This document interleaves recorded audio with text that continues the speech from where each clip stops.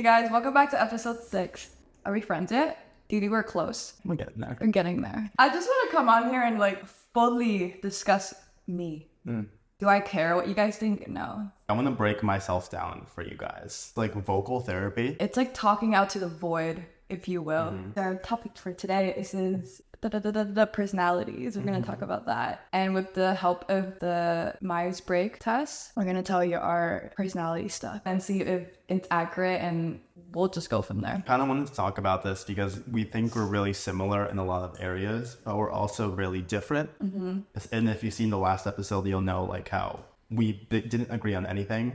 Which we thought was kind of interesting because that's kind of rare for us. That was very refreshing. We've always been like, completely, totally agree. Makes sense to me. Why did you just say that when I just said that? Why did you just come out of the bathroom when I came out of the bathroom? Can you just stop? Like, I really want to be my own person. Not a single original experience Please or don't- even thought. God really said copy paste. No, literally. In the beginning, we thought it's pretty cool, you know? Like, damn, like, can't believe you just think the same way as me. I Like, feel kinda like we're interesting. twinning right now. And then when it gets too much, when you say something, I'm like, bro, shut the fuck up, because we just said the same thing.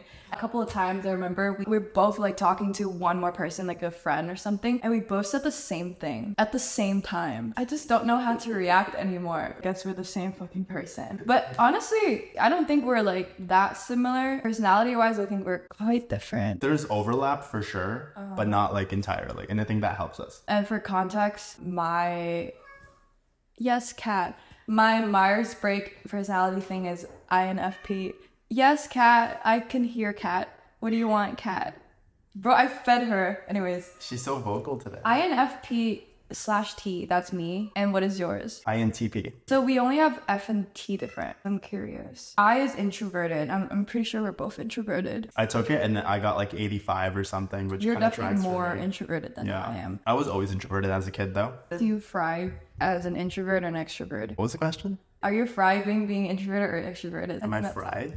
No, like, French fries. no, what? Are you, oh my God. Like, do you think you operate better when you're an introverted or an extroverted person? If I want to get something done, I'm a lot more efficient when I'm introverted. Coffee houses, that doesn't work on me. I need to be in my room, in my element. Ideally, no music. Me too, but I need like background noises, Yeah. you know. And I think that's one area where we're different. I'm definitely an introvert too. I've always been so introverted until college. That's when I was like, damn, I can actually be such a social butterfly. I've never met this girl. Who is she? I've learned that I'm actually extremely fucking extroverted. If I really like you, if we're really good friends, or I'm so comfortable around you, I talk. Don't stop yapping. If I'm not comfortable around you, or I don't feel comfortable being myself around you for whatever reason, I will shut down. And I don't mean like, oh, she's kind of shy. Like, I can't hide it. That's like one thing that I hate. But yeah, I'm both. Okay, intuitive personality types rely on imagining the past and the future potential of what they see. They are interested in observable facts and more straightforward outcomes. Oh my God, can you just get to the point? Cat's going crazy in the litter box right now. We're just like imaginative people. And then I'm trying to summarize. Like even doing this podcast is like has helped us like scratch a creative itch. Yeah, we like to bring ideas to life, and we're observant. I see things. Wait, I need to see what prospecting means. Like, It's like mining. you just summarize, buddy, please. You want to read You it? just call it buddy. I don't. That's so degrading to it. Okay, we have great deal of creativity, productivity, and we like to brainstorm, create. Okay, cool. So we're fucking awesome. Perfect. Okay, let's get back in the pot. You were introverted most of your life, and now you're getting back to being a little bit more extroverted. Just because like being in LA, I think LA is such a social, going out type of city. You're sick growing up. That's crazy. Growing up. And then we're both N, which is intuitive. Do you think you're intuitive? I'm gonna sound crazy. Really crazy. Go crazy. I talk to myself, but Me not too. but not like out loud, not like a really crazy person. I also like talk to myself out loud. Yeah. Is that bad? like mildly crazy. Having a meeting of yourself. Yeah, basically, yeah. Yeah, The I council do that has too. formed and it's all me. Sometimes I'm like, all right, sit down, bitch. listen. I tell myself certain things I need to know. It's like trying to like be your own parent, kind of. Yeah, and then you also like break down things for you like in a better pace. That Do makes you sense. like process things like when you have conversation with yourself in your head? 100%. You know, I do that, but then I realize it's actually better to say it out loud. And you're gonna think I'm crazy because I literally like have recordings of myself just like talking to myself, figuring shit out. And then I listen back to it and it makes perfect fucking sense. I don't need therapy. I need that. That works. I can't believe I'm outing myself, but that's what I fucking do. And it works. It works. Like, it works. Like, it makes sense. It makes perfect sense. Yeah. And I think since then, like, when we hang out in group settings, I think we both always, like, gravitate towards each other. We're always, like, yapping. And whenever we be like walking on the street, We're always, like, the mini group together in the big group setting. Always. we're like a little pod. Yeah. It's either, like, 2 of us plus 1 more person, but it's always, like, a pod going on. Us two by default, and Oh then my God, a pod, but, like, this is also a pod. Wow. now that's going meta. I just love words. What's the last one? Pete? What is that again? Do you remember? Projection, perspective, But what- prospecting. Focus on goals and rarely get sidetracked. We do get sidetracked. We do get sidetracked. We jump from one topic in a conversation to another quickly.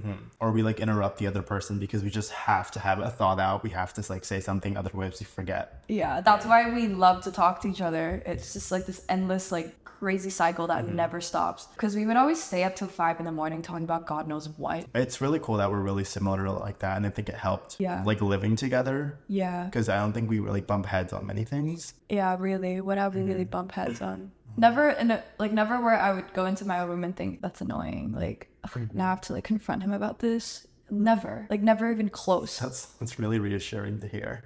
Really? No, like literally never. I think we just think similarly. We also don't really need to like communicate. I realize sometimes we just do things and I'm like, oh, you did that way, thanks. Like, I was just thinking about doing that. We kind of just like know. And Okay, we're going a little off topic about this, but we could talk about like roommates another episode. oh yeah, it's actually Roommates good. or friends. Episode 7. Yeah. Okay, wait. Do you want to read each other's like strengths and weaknesses? Well, I know for me, I'm too comfortable with myself. I'm too comfortable in my own Me too. space, in my own silence, Me too. to the point where I want to become more extroverted, but because I'm too comfortable, I don't really try to burst that bubble. I don't really push that. Or if I do, it's a lot slower. Does it help you to know that you always have those skills to socialize? It's a matter of if you want to use it or not. I can interact with people, but it's more so the sense that getting to that point where I want to interact with someone takes a lot of energy, a lot See, of this build is up. why we're like the same too. And I find my social battery also like draining a lot faster than other people. I think another part of that is if I actually do have ADHD, because I tend to like jump around, that might come off as inconsistent to other people and I might spook them off a little bit. Like a strong first impression might not always be like a good thing. One thing to know for sure is like when I'm hanging out around certain people or friends, if they drain my social battery, like I genuinely am like, I need to recharge. I need to go home and I need to decompress. I don't know, like I'm so sensitive to that. Do you have that too? If I know someone really well, I'm pretty fine-tuned to their emotions and how they respond. They can literally ruin my entire day with like a simple frown, because I'll take that frown and I'll overanalyze. I'm like, oh man, they actually do hate me. You have to, we're the same. It's like a do that too. yeah, it's a negative confirmation bias, right? And that might stem from insecurity, or that might just stem from overthinking everything. I love how you're being so self-aware right now. This stems from that. That's why I'm like this. This is how I am. It's the introspective, right? Love it. Yeah, this is what I mean. Like even talking to the camera right now, in my mind, I can view it as just me, like a copy of me or like a mirror, right? Vocal therapy. We're really coining a term right now. Vocal therapy, Yeah. which is what I've been doing on my phone for a while, and it kind of yeah. works. I'm gonna say, okay, yeah. You know how like my energy gets drained so quickly around like I don't want to say the wrong people, just people that don't mesh with me personality-wise. But when I find the people that do, it's almost like they up my energy over anything. They hype me up. Like I just feel so energized, but in like a happy way. And I come back and I just feel so good. I hope it's not like mental illness. I hope this is not like mental illness. I hope this is just a personality quirk. If it is, well, we'll at least end up in the same. At least, Asylum? we'll end up in the same asylum. What makes you think I'll be in an asylum? I'm so offended. All right, we're not mentally ill. We're just mentally fun. You know when people say you're missing a few screws? I'm really tired of that. What? People say that to you? No, Actually? no, people don't say that to me, but I'm getting the impression that I could sometimes appear a little bit like that, a little bit aloof and kind of in my own world. But I don't want it to be like a negative thing. I don't know. That's just how I am. Like, I'm sorry. Like, I can't help it. If I'm comfortable around you and I'm acting like me, that's literally just like, I have no control over that. If I'm actually like acting crazy, that's a good sign. Yeah, like if I'm like bored, like being boring around you, I don't have much interesting thing to say. Dude, I want to get the fuck out of here. And it's also like a big thing that if you are not feeling the vibe of something or someone, I can't hide it in my face. Me too. See, we're like the same on that as well. I think it's a blessing and a curse because we're always like have to be honest about how we feel. But like when I want to hide it, I just can't. I know. It's so annoying. I can be too honest sometimes. But you're also a people pleaser. I'm trying to work on becoming past a people pleaser too. That's another like thing I'm working on, and it's kind of getting Better. It's getting better for sure. Like I'm really doing things that are out of my comfort zone, and you're also kind of helping. If you're being a people pleaser, I would actively call you out. And you do. Yeah. And I like that. I appreciate that actually. I don't hate it. Like please. Because keep I doing think it. I would want that for myself. If I like want to cut the people pleaser stuff out. I What do don't you do that like is considered people pleasing? Because I want to know if I am a people pleaser too. I'm not sure. I don't do this intentionally, but I find myself agreeing more with them or not challenging if they say something and I'm not like 100% agreeing with them. I'll find myself just being like, yeah, whatever. Like I'll just go with it. Like I don't try to like go against them in certain things. It's something I want to work on. It's something I can naturally just do on my own and not people please. And also just learning to say no Yeah. is a big I thing. think that's like a huge one for you. That's huge because I Like have you love to dance around that you don't directly say something. no, I tend to like prolong things. Like you're scared. kind of like I'm scared, but also it's just like And you also have like avoidance tactic. it's certainly an avoidance. You don't want to tactic, deal with it. and it's more like a survival thing. You're the opposite. I think you are really direct. That's a new thing. I really. I'm still afraid to say no. I'm still like dancing around it and like trying to be like likable to everybody and stuff. And I think I've outgrown that a little bit. You handle certain situations that require being like the bad cop a lot better than I do. Really? Because you're direct, right? You're honest, and it gets the point across. I think I was like such a people pleaser and I was so tired of being a people pleaser. I just cannot deal with it anymore. If I gone on a date with you and like we like don't really hit it off, but like we're on good terms, I would just directly say, hey, I don't think we're compatible. I wish you the best of luck. But sometimes I think it's a little like, I don't want to say mean, but I have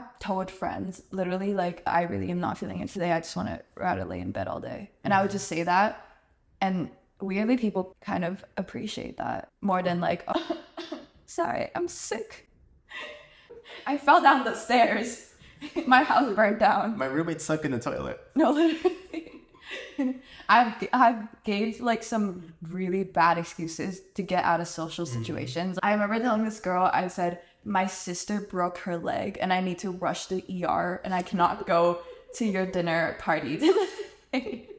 And then another time, I wanted to get out of like a social thing as well. I wanted to fake a fever. Okay. And I remember my little cousin being like, oh, you should take a picture of like the thermometer with like the really high fever and send it to your friend so it looks real. And then we found like the dumbest ways to make it like a really high degree and we were putting it in like really hot places.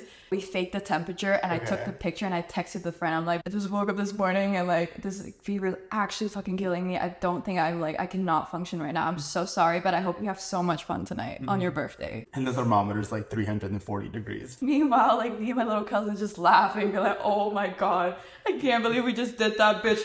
Okay, let's put on like Modern Family. We're watching TV tonight. We're making ramen. And then we're eating chips. And let's order like McDonald's. Where's my invite? I want to go to that. That reminds me like back in like middle school. I don't know if you did this, but Yeah. when like Facebook Messenger was like a thing. I don't know if you guys used that, but It was popping off. it was popping off. Yeah. I'd text like someone I liked, right? Like my crush. Like, You always text people you like on Facebook yeah. Messenger. We'd be like talking because we'd be like kind of friends. And then I'd like maybe say something that kind of hint at that, but then I immediately regret it. And I'll like be what, like, that you like them? I'll like hint at it. What would you say? You're so cute. I'd be like, wow, I really like your hair. It would be cool if we can go out or something, right? I'll say that, and then I'll be like, LOL, JK, my little brother typed that. I've said that like so many times when I was in like middle Do school. you even have a little brother? How are you a people pleaser, but also like you're honest? A lot of times I feel like the people pleasing side of me is a lot stronger. It overrides when I try to not, because I'm working against it, right? But a lot of times I feel like, never mind, just go back to people pleasing in this specific moment. It is a work in progress. You got this. I'll continuously call you out on your bullshit. Please. I actually do find it helpful. So if you can do that, I would really appreciate it. It's kind of fun to do that. It keeps me grounded. It keeps me grounded. Yeah. Because I'm like, okay, if you're telling him to not do that, you better not do that too, because you're going to be hypercritical. But yeah, I think we're both also like self-critical, like super self-critical and like perfectionist. Would you say you're a perfectionist? I kind of talked about this in the last episode, in 5. I'm aware of all my flaws, right? Like physical flaws. Flaws is a strong word. Like the things I would want to improve in me physically, I'm aware of that. I'm a work in progress. I am critical to myself in those aspects, like the physical, but it's not like to a point where it brings me down or I feel self-conscious. It's more so I'm aware of it. It's constructive. It's super constructive, and I can act on it, because if I can identify what my issues are, I can like, work them out, see what steps I can take to overcome. I think there's a line between like being self-aware but being a little too self-critical. I think I definitely crossed the line of being a little too self-critical, where of course like it serves a good purpose, keeps you in check, but then you also self-sabotage because you are like way too critical of yourself and you realize you're crippled and you can't do anything because you're overwhelmed with how critical you are of yourself. Do you do that? I definitely self-sabotage a lot of times, or I'll come back home from like a social event, and I'll say to myself, man, I can't believe I did that. Everyone probably hates me. They have this horrible impression of me. Oh no. And then the next morning I'll wake up and I'll be like, it wasn't that bad, but in the immediate moments after, that's how my brain processes, and then I have to sleep on it for me to like kind of come full circle. I used to have the same issue, but now I actually don't care anymore because I just rather be delusional. Like I'd rather go to an event or a social thing and come back, nothing actually bad happened. I need to tell myself like everyone liked me there. I had so many good conversations. People were so happy to talk to me. Unless if somebody literally told you like, bro, like you were such a bitch last night. What happened to you? Like, are you okay? Or somebody just like made it so obvious that they had a bad interaction with you. If none of those happened, I just gaslight myself into thinking I completely like killed that. For me, it's because I'm an overthinker. I don't know about you. I'm an overthinker. Actually, I do know. You are an overthinker. That's why I do that, to like lie to myself so I can get off of all the anxiety, because it doesn't help me. Because it's really easy to like meet someone new for the first time and think, oh yeah, we hit it off. But maybe like an hour later, you think to yourself, oh man, like did we actually hit it off? Like, are we both just doing niceties? Are we both just playing this part of just being social for the sake of being social? But you know how you said like you think the other person hates you? That's my brain overthinking it. But I think a lot of interactions could honestly just be like average to above average. I don't think anyone really, really hates you. So I try to tell myself that, because I know it's not true. I always used to think people fucking hated me. But like, why, you know? For me, it's just pushing myself out there more, like actually making the effort and talking, like being the one that initiates conversation. That's really hard. I don't like to do It's really hard, but it's what I have to do. And it's kind of another thing I'm doing this year too. It's where every day I try to do one thing that's out of my comfort zone. Have you still been doing that? Yeah. Oh my god. It could be like really big or like really small, but it helps just having a confidence boost. Well, the other day I was trying to catch the train and I saw that it was a minute away, and from my station to the train stop was at least like a 5-minute walk. So I ran. Okay. I didn't care who saw me. I was like, no, I want to catch Wait, is that train. a big deal? For me, it is. Because I don't like being perceived. I don't want to like be that. You don't want to be the running person on the street? Because if I saw someone do that, I'd be like, what's wrong with them? Who do they think they are? But they're running. It's not like there's something wrong with them. They're in a hurry. But to me, maybe it's because I assume other people think like me. Oh, yeah. Probably. And because I am perceptive, yeah, I'm perceptive. Maybe that's how my brain like reads those situations. That's actually so interesting, because if you think your world is, oh my god, that person is so silly for running for the train, that's how you think you're going to think other people think the same, even though that is completely not true. Because I would never look at a running person in the street and think, damn, they're so fucking dumb. Unless that person in the street comes up to me and says, I don't care about you, then I'm not going to think that. I'm always going to think they hate me. They're going to think I'm weird. That's not good. Yeah. That's not good, because you make it seem like that's true in your head, even though that's not true. And then it's going to just self-sabotage. It's my Achilles heel. It's your weakness. It's not just like also good long term, because if you keep this up now, when you get older, it becomes harder to change your habits, as they always say. So right. Like your brain plasticity or something hardens. They say that your brain hardens like cement, and I think our brain is still malleable still. Yeah, I actually did not know that. That's pretty cool. Speaking of weaknesses, I'm also like really bad at being vulnerable emotionally when it comes to romantic relationships. Friendships, no problem. Like, I can tell you my life story. I don't know. I'll tell you my life story unprovoked. I feel like I'm two ends of the extreme. If I meet someone new, I either don't say anything to them, like I won't initiate. But if I am initiating, I just yap. Because I'm just yapping. And then that's why I'll come home after the event and think, what? I really said that? What was wrong with me? Yeah. I should have filtered myself more. I know what you mean. So I also have to practice like filtering myself because I could come off as maybe too overwhelming. If we're talking romantic, for me to even get to the point of just being emotionally open with someone, right? Like, let's say I'm seeing someone and we're not dating, but I'm just seeing someone. Like, I'll be open more than I would with the average person. But if I'm like casually seeing someone, I'll be as open as I am with them as I am with you. Because that means you're super open. not exactly, because there are things like about me that like I don't even tell you, and I'm sure there are things you don't tell me, but that's because it's too personal to us.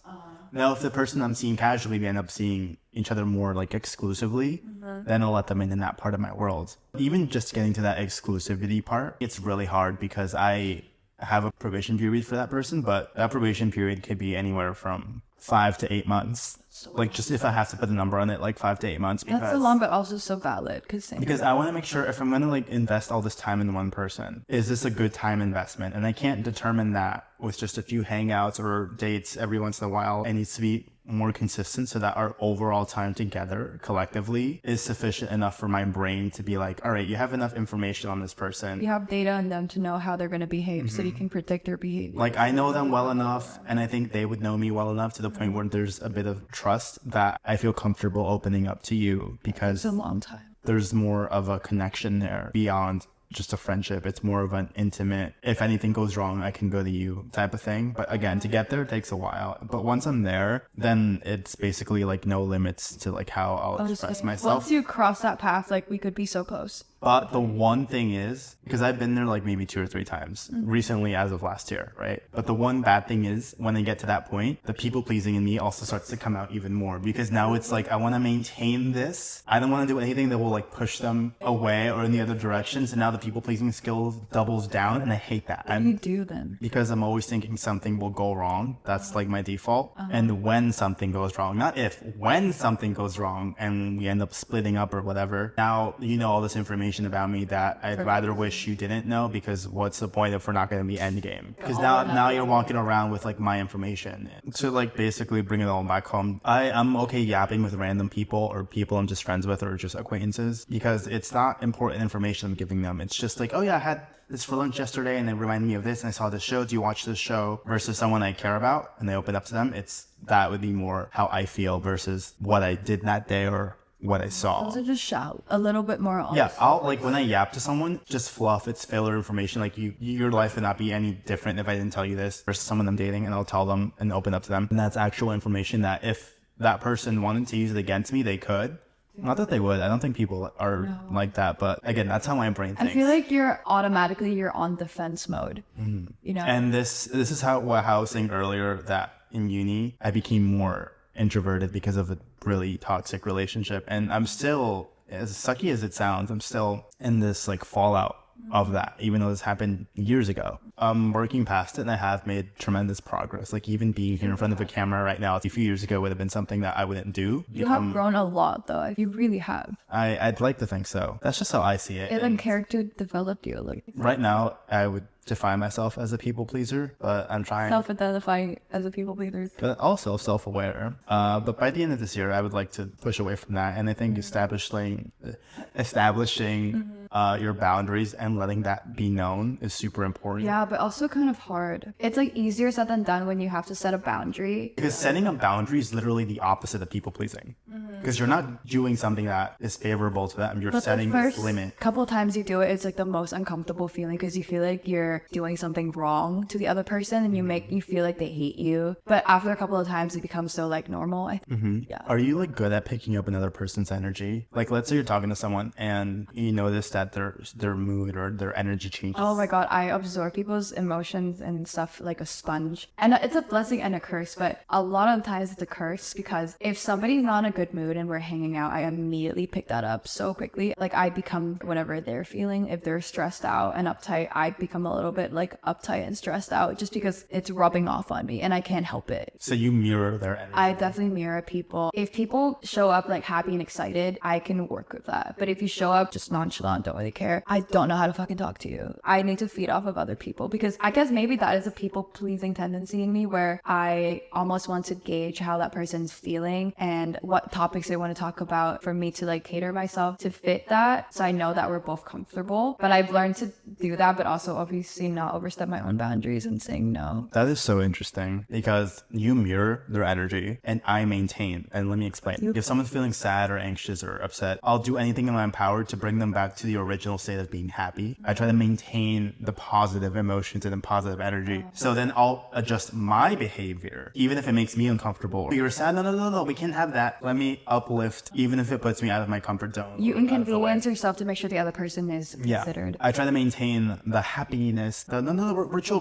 Like, we don't hate each other, right? Like, we're okay. That's not good. A peacemaker. Yeah, versus you pick up on their energies. For me, it's more so I maintain to avoid any like negative discourse versus you mirror to avoid any negative. Yeah, but when it's negative, I don't know if I mirror. If somebody was sad, like I'm hanging out with a friend and I can tell my friend is sad, I'm not going to be like immediately trying to cheer them up. I try to like tune into their emotions and understand how they're feeling. Like we can both sit in those emotions together if they want to talk about it. If they don't, then I can leave them alone. But I like let them feel their shit out. So you're an empath. Yeah, because I understand what you're feeling. So I don't really want to like rush you into getting out of that state because I know you need to feel that in order to get over that. So if I'm of any help, then I will be there. But if not, I'll leave you the fuck alone because most of the time that's what I want people to do for me. So I try to do the same. I think this is also a case where you're considerate of that person's emotion versus me. More like solve it. I just want to solve it. Yeah. I get it. Yeah. Do you prefer to have answers most of the time or have someone listen to you most of the time? I think it has changed because before I would do anything to get the comfort,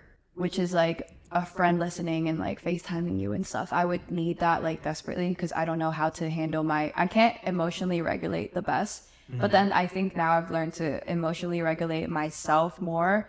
So I don't need to always go to people for comfort. I can go to people for like more solution based. So I'd go for logic, but I need a bit of both. But if I had to pick one, like logic, because that's something that I lack. I'm very emotional and I think you're more logical. So I go to you mostly for like logic stuff. You did say I think like a computer. No, but you think in a more straightforward, let me solve this. Let me get to this. Let me like one step at a time. Like you're very practical about it and no amount of comfort would help to solve your problems anyways. So I would choose that, but I need both. And in the way that you pick up on someone's energy because you're an empath, I think you're also good at bouncing it back because how you said I'm more logical, right? And I've also noticed that like when we both have a problem and we talk it out, I tend to take that side more often. And I think you find that helpful. It is helpful because I don't have that. Yeah. Or not as much as you, not as strong. Versus, oh my God. Hi, Kat. You are good at hyping me up. And I like that you are like really good at giving off good energies because if I'm doubting myself or I feel like not confident in something, having you say, oh, I like that, or I like your outfit, or I feel the same way too, like don't worry about it. It's so like validating and comforting. Because it's like I'm not alone in this and I always have the worst perception of me. You're the most critical of yourself. Yeah, but you as an outsider, you might not. Because I see you as a friend. Like I see you as someone I admire, am inspired by. I think highly of you. So when you're doubting yourself, like all I want to do is make you not doubt yourself because you don't really need to. Like from my POV, like what are you doubting, bro? Like you're good, you know? What's the best thing someone can say to you to like lift your spirits? For me, it's I like your outfit. Well, that's it. Or you smell good. That's also. Oh, you make me feel good in any way. Oh. Like what you said earlier. Like, oh, I feel validated. Yeah, you were so much fun to be around. Like a good company. That's the best compliment. What is the best compliment you would want to get from a guy? How about this? How about you tell me your answer first? I gotta think about it a little bit. For me, is when guys say, "Wow, you're so weird." Like literally you're weird? Yeah, I eat that shit up. It's so good. Like none of the like, oh, you're so pretty. Because I feel like anyone can say that. Say something that like makes it seem like you're actually interested in me. But if a girl or like a friend compliments me like physical appearance, I'm like, oh my God, stop. My fucking days man, can we just said that, bitch? Like I'm gonna have to write that down on my notes app and like remember that shit. But like if it's a guy, I'm almost like whatever. But if they compliment anything other than appearance, I'm like, okay, you're cool. So when they say like I'm weird, I take that as like, okay, I'm clearly so comfortable being around you. So clearly if I'm comfortable around you means I like you. If I like you means you're a good person. If you're a good person, it means I want to be around you. And like if you can unlock that side of me, like you unlock the premium version of me. I've thought about it. For me, it's maybe not so much something they say to me that's like addressing me specifically, but it's more so if they're spontaneous for the sake of being spontaneous, I love that. But if they are going to say something to me like directly, I would like for them, because I also notice that I apologize a lot sometimes.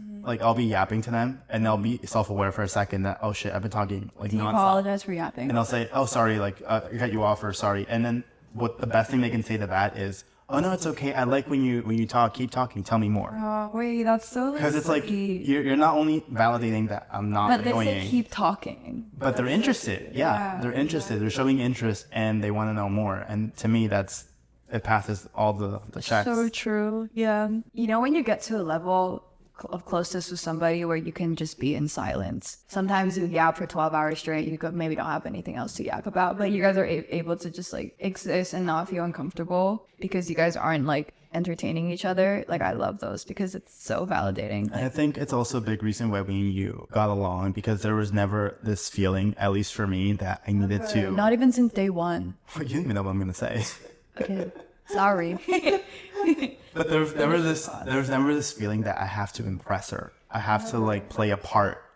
I never felt like I had to people please you, is my point. So if you're a people pleaser, but you never felt like you need to people please me, that's the best fucking compliment. Because I bring out the side of you that you don't even feel like you need to inconvenience yourself to make me feel better. The other thing about you is I didn't like have a probation period for you, because we just clicked immediately. Stop. That's so cute. Like normal, I mean, this might sound crazy for any of my friends watching this. For any of my current friends, right? If we're friends, you should be aware there was a probation period. I'm not like actively like, all right, from March to May, focus on probation. Okay. It's more so like something that's in the background. No, but I do that too unconsciously. You didn't have that. But I think we had a good talk. This was such a good, what was it, vocal therapy I session? feel like low-key this like made me aware of things about myself. In a good way or bad way? Good way. Okay. Because I'm talking, like speaking out loud of myself, I guess. So I'm more aware of me as a person. Yeah. This is good. It's also kind of validating. And I feel like you're very validating at the end of the day. You've always been very validating because you make me perceive myself differently sometimes. The one thing about me is if I compliment someone, You mean it. I mean it. Because I don't believe in that. So I'm not going to like compliment and say, I like your dress if I don't like your dress. Okay, enough of us analyzing our personalities.